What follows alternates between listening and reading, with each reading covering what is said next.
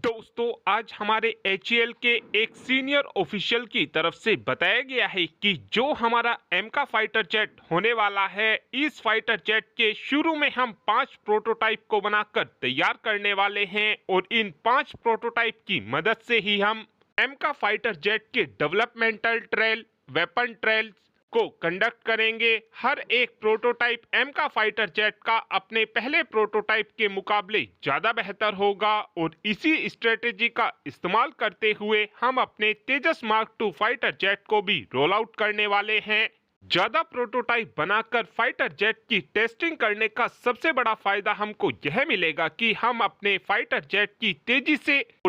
जल्द टेस्टिंग को पूरा कर सकेंगे। और इस समय बताया ये जा रहा है कि हमारे एमका फाइटर जेट का जो पहला प्रोटोटाइप होगा उसको 2027 में रोल आउट कर दिया जाएगा, जिसके एक साल बाद यानी कि 2028 से पहले पहले ही एमका फाइटर जेट के पहले प्रोटोटाइप की हमको फर्स्ट फ्लाई कंडक्ट होते हुए दिखाई देगी। और जो हम एमका फाइटर जेट के 5 प्रोटोटाइप को बनाकर तैयार करने वाले हैं, इसमें से जो पहला प्रोटोटाइप बनाकर तैयार किया जाएगा उसकी कीमत हमको $115 मिलियन पड़ेगी। और ये कीमत कितनी ज्यादा होने वाली है, आप केवल इसी बात से अंदाजा लगा सकते हैं कि अगर भारत की तरफ से अमेरिका से F-35 फाइटर जेट को खरीदा जाता है तो हमको एक F-35 फाइटर जेट की कीमत 110 मिलियन के आसपास पड़ेगी। यानी हमारे एमका फाइटर जेट का पहला प्रोटोटाइप F-35 फाइटर जेट से भी महंगा होगा, लेकिन ऐसा नहीं है कि आगे चलकर भी हमारे एमका फाइटर जेट की कीमत $115 मिलियन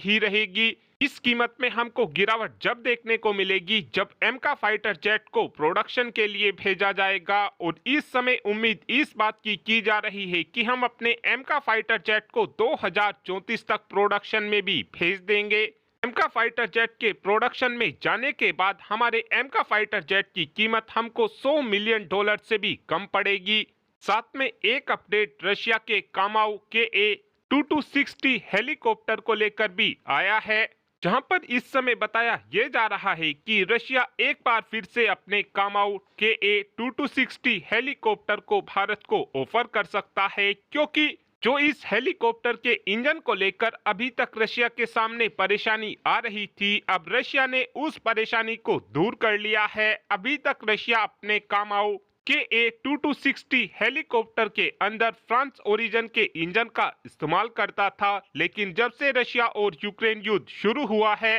तभी से ही फ्रांस से इंजन आने में काफी ज्यादा परेशानी हो रही है। इसी बात का सॉल्यूशन निकालते हुए अब रशिया ने अपने कामाउ KA-2260 हेलीकॉप्टर के लिए खुद ही नए इंजन को बनाकर तैयार कर लिया है और रशिया के इस इंजन का नाम PK-650V रखा गया है। ये इंजन 650 से 750 हॉर्स पावर को जनरेट करता है और इस समय रशिया ये चाहता है कि कामाउ KA-2260 हेलीकॉप्टर में अपने इसी नए इंजन को लगाकर इस हेलीकॉप्टर को भारत में भेजा जाए और भारतीय सेना इस हेलीकॉप्टर की टेस्टिंग को करे। और अगर हमारी सेना को इस नए इंजन के साथ इस हेलीकॉप्टर की परफॉर्मेंस पसंद आती है तो आगे चलकर हमको रशियन हेलीकॉप्टर और एचएएल के बीच एक जॉइंट वेंचर देखने को मिल सकता है।